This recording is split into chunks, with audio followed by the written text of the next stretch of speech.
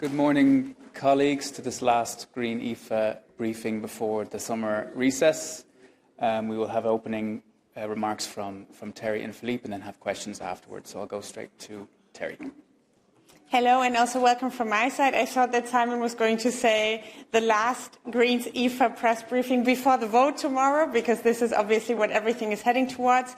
I guess you can already sense the nervosity in this House around the vote on the nature restoration law tomorrow.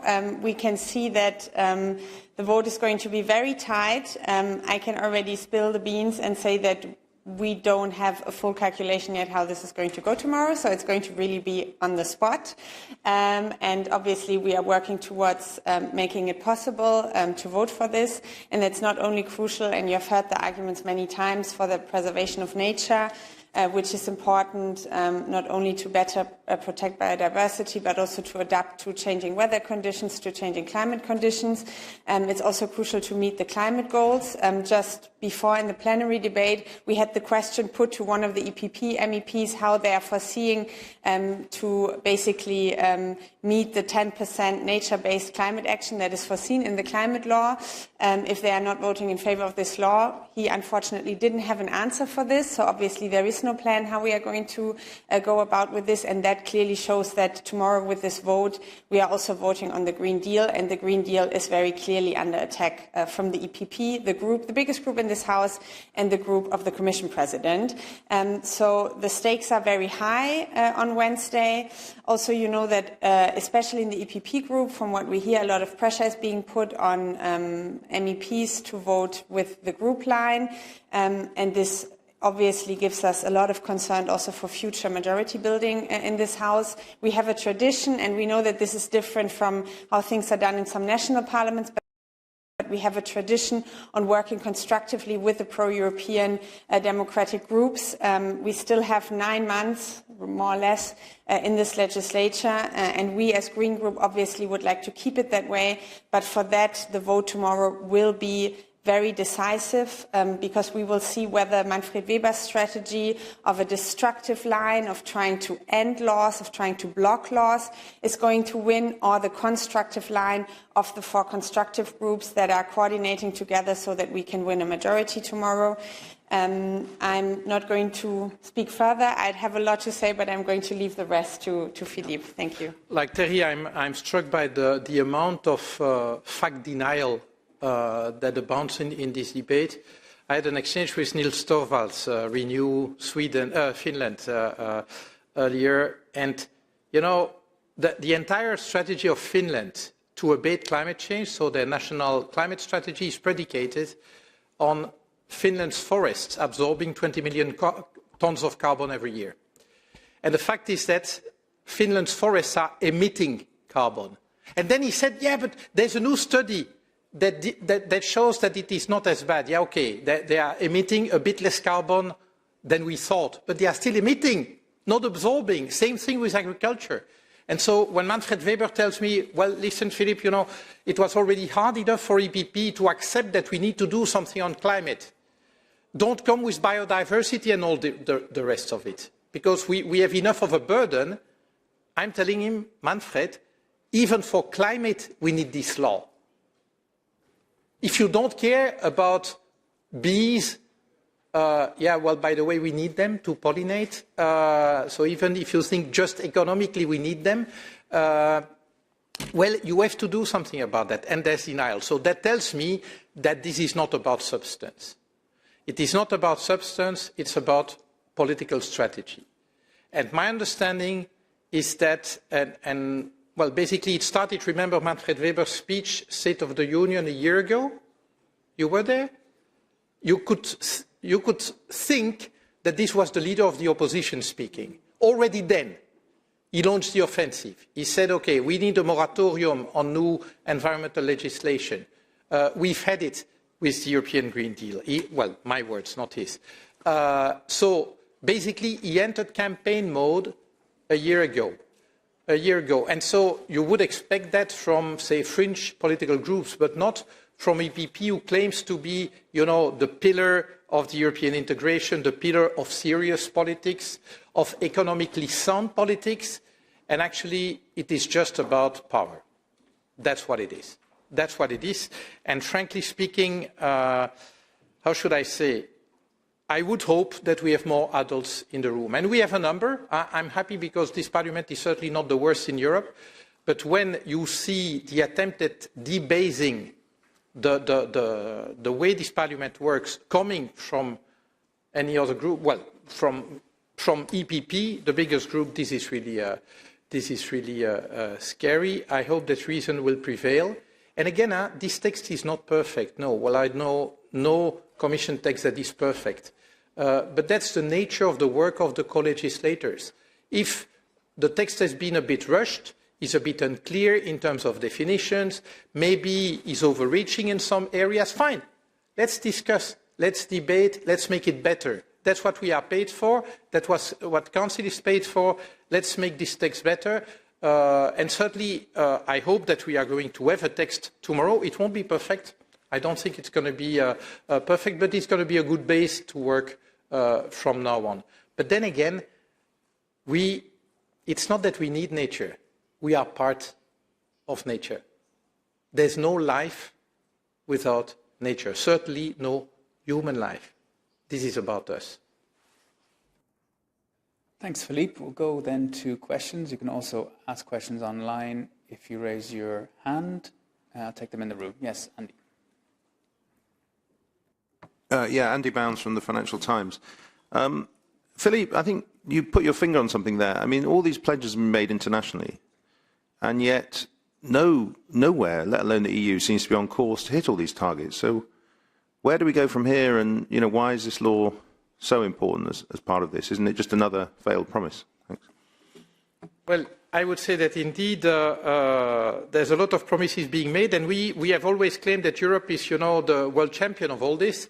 I would say if we are not, we should, because we have a historical responsibility. And again, I'm looking at how the global south has reacted. For instance, on the war in Ukraine, I think that by and large, and you might say there's disingenuity with the leaders, but in the population, there's basically a sentiment of having had it with the West and certainly Europe having double standards, making big promises, the climate funding, 100 billion a year, money still has to come, condemning the invasion in Ukraine, but invading Iraq 20 years earlier. We need to reclaim credibility. So on one hand, we have global responsibility. We should do our fair share, and our fair share is big. And second, this is really what makes me mad when I think of right-wingers.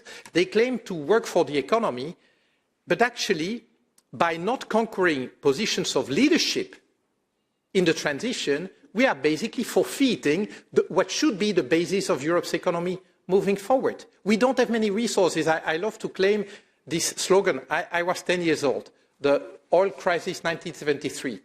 And the slogan in France was, en France, on n'a pas de pétrole, mais on a des idées. And that summarizes basically the plight of Europe. We have few resources, but we have brains to find solutions. And if we don't do it, then others will do it. When I hear the far right and the right complaining that, the leaders of the electric car industry are American and Chinese, we gave them the business, right? By not being leaders. We surrendered leadership. I don't want this to continue. I want us really to lead into the transition. So if you don't do it for climate, if you don't do it because of historical responsibility, do it because it makes good business sense. And this is still not, well, it is trickling outside of the Green family. I'm happy. I think von der Leyen gets it, but I think that Weber doesn't get it. He still does not. He still does not.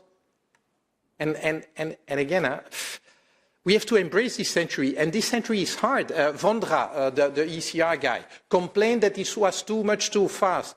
Why is it too much too fast? Guys, the scientific evidence has been there since 1972, the Club of Rome report. And we have waited maybe 47 years to start doing something. No surprise that it is a lot in a small amount of time. That was the result of our past choices. And yes, it is difficult. I'm not saying it's easy. But there's a difference between saying something is difficult and saying we can't do it. We believe it's difficult, but we can do it. If any continent has the resources, it's Europe. Come on. Can I just add one point? Because, you know, we had a lot of climate activists here this morning, amongst others. Greta was here. And I think what they really clearly said was that why should we believe in politics and, you know, political decision-making if you come up with agreements, if you come up with laws that you want to keep, and then when you are actually discussing about the measures that can make them possible, you are not delivering. And this is what is happening right now. In German, we would really say this is Politikversagen, because we would, you know, we signed the Paris Agreement. We went on voting on a climate emergency in this parliament. We voted on a climate law. We gave these targets to ourselves. It's not someone else who said Europe should do this. It was us who took these decisions.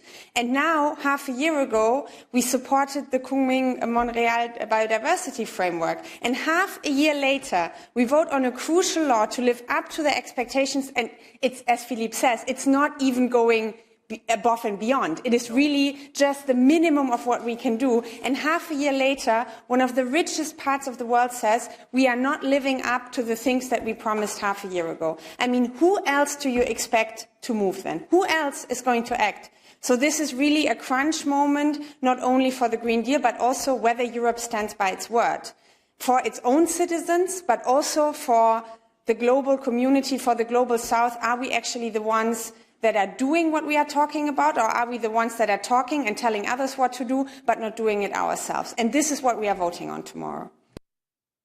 Thanks, Terry. Any more questions in the room or online? Yes, and just name your media, please. Thank you. Wester van Gaal, EU Observer. I have a question about Esther de Lange, who is arguing that against this law because it legalizes nature, right? It basically referring to the Dutch situation where the Natura 2000 areas are blocking construction. Have you talked to her about this, and what do you think of the argument? Maybe I start. I mean, we have started from a very different position. If you look at what Greens put as amendments when this process started, and when you look at where we are right now, you would probably ask me, why are you still planning to vote for this, even if these amendments are going to pass?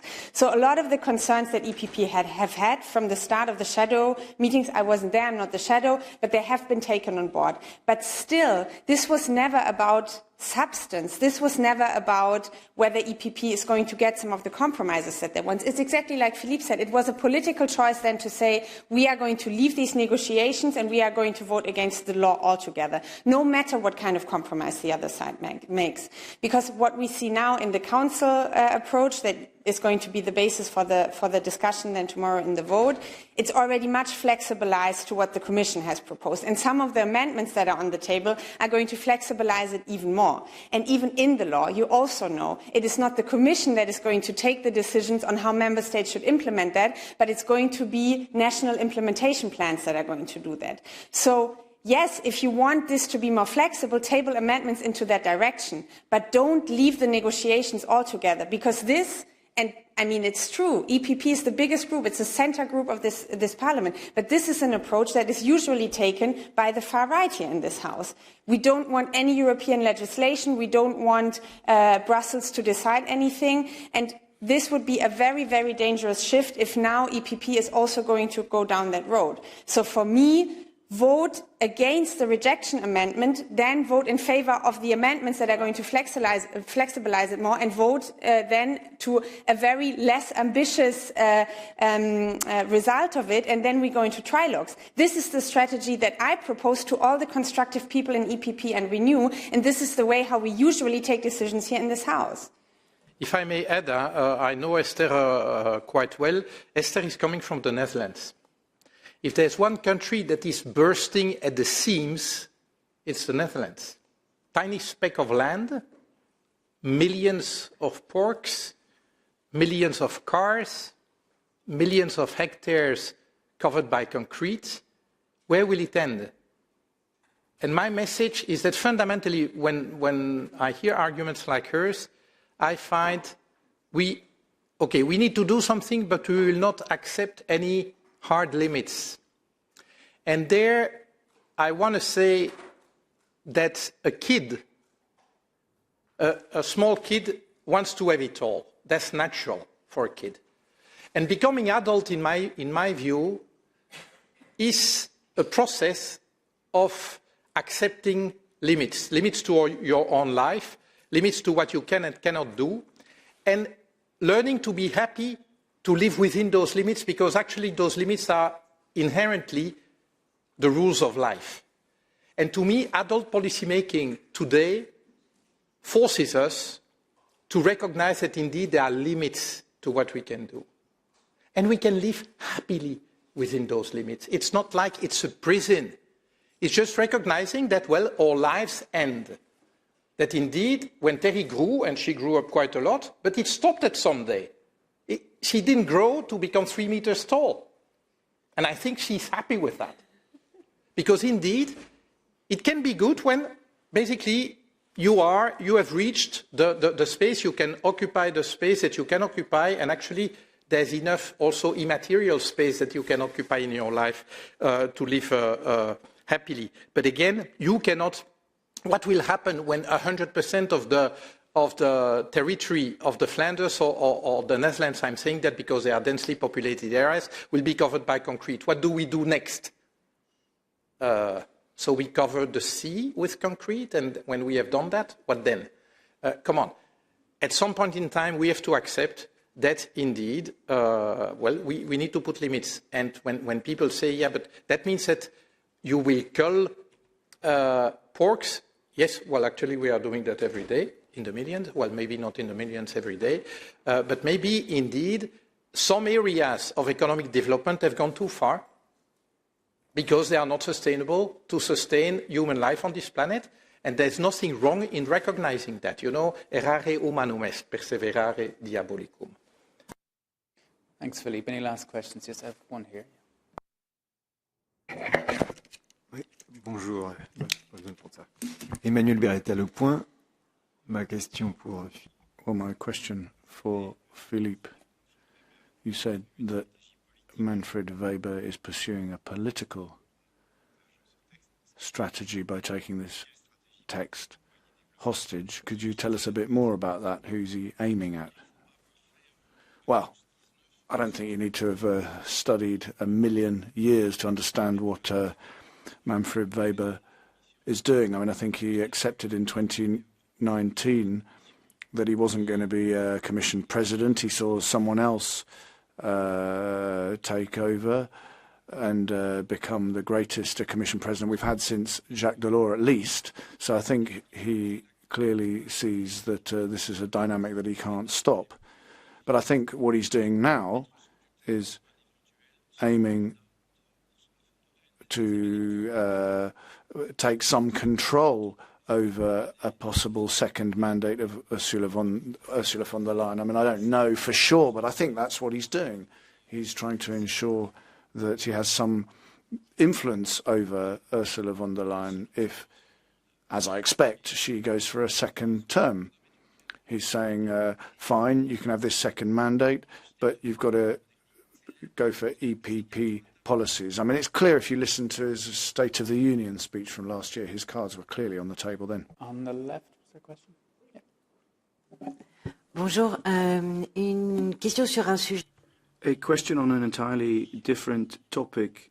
On Thursday, Parliament will be looking at the Act to support ammunition production. Where do you stand on that and a Europe of the defence increasingly? Bon, première chose, je pense que la... Well, first of all, I think the war in Ukraine shows that peace isn't always easy. I'm a pacifist. I want to achieve matters through negotiation, but that's currently not the world we live in. And Putin has reminded us of that. So we can't disarm at this moment in time. We are arming ourselves so that we, as a dissuasive tactic, I think that's a healthy approach. And the fact that we do that together in Europe is also something I would welcome. At least there would be certain economies of scale in working together. What I don't accept, however, and that ties in with the revision of the mid-term MFF launched by the Commission. We can't continue taking in more and more activities at EU level without making the necessary resources available for that. They seem to say do more with less, and that's a problem. So I think we've looked at the flexibility under the budget and we've taken that to the extreme. And now either member states put more money into the EU budget or they allow the EU budget to have its own resources. But this development where they pool defence expenditure at EU level, why not? But the necessary financing also needs to be in place and democratic oversight also needs to be in place. Those would be the two main criteria we have when we go for the Europeanisation of defence. So we will support the text, but if you want to broaden that area, then the resources need to come from the member states, or they need to accept that there are own resources. And, of course, there needs to be very close democratic, there needs to be close democratic oversight. And I'm more of a German Republican when it comes to this. Okay, we'll take one last question. Je reviens, consoli Asca News Italy. Je reviens à la question sur. Could I just come back to the nature restoration law?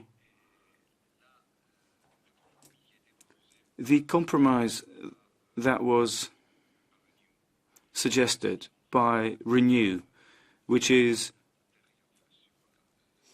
to accept the Council's text, is that something that you, the Greens, would accept? Because the Council's text is watered down a great deal compared to the Commission's initial proposal. There are a lot of obligations which were not kept. So, are the Greens willing to accept that as a compromise? It's less ambitious, but at least the nature restoration law is safe.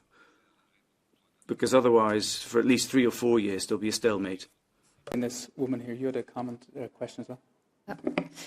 Thanks a lot. Yeah, I arrived late also, so sorry if the question was already asked, but it was about the same thing.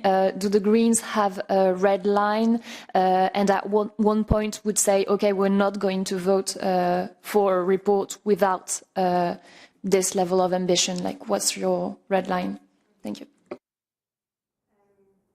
No, I mean, it's not a unified strategy between the constructive groups, as you can see, because you rightfully said Renew is now tabling the Council approach.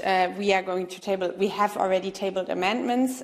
So the voting is going to go, we first vote on the rejection amendment, and then we are going to have one big amendment, sort of, that is the Council approach, and then we have the other amendments by groups or by individual MEPs. And yes, you're absolutely right, as Greens, and if you look at how we went into this debate, it's really far from where we started. But at the same time, we are Democrats and we are trying to find compromise. So if this is going to be the majority line of this House, we are still going to vote in favor, because we don't have a unified strategy with the other constructive groups, but we have a coordinated strategy. And I think what unites us, I mean, the three groups, the left, the SD and the Greens unanimously, but Renew also in a very, very large majority, is that we want to get this text approved. Because if this text is going to be voted down tomorrow, we are not going to have a law by the end of this mandate. And I mean, I don't have to tell you that we don't have more time to lose. We need to start acting now. And this is why we are going to vote in favor of this text, even though, as you have rightfully pointed out, it is watered down. It's far away from what the Parliament originally wanted. But we hope that with the rapporteur still tabling some of the ENVI compromises that have been adopted in ENVI, it's going to be, at least in parts, stronger than the text of the Council, and then in the trilogues that we can fight exactly for this to go through. So we'll see the vote tomorrow, but now, but at the moment, when we look at what Renew has tabled in terms of the Council approach, we don't have red lines that we wouldn't vote for the text in the end. Okay, thank you all. Tomorrow the vote is in the 12 o'clock block, so we will have a press point with the co-presidents immediately after the plenary, right outside the plenary room with our shadow on the file, Eutis Paulus. So feel free to drop by after the vote. Thank you. Either we are going to be very happy or very devastated. I can already say that. Thanks.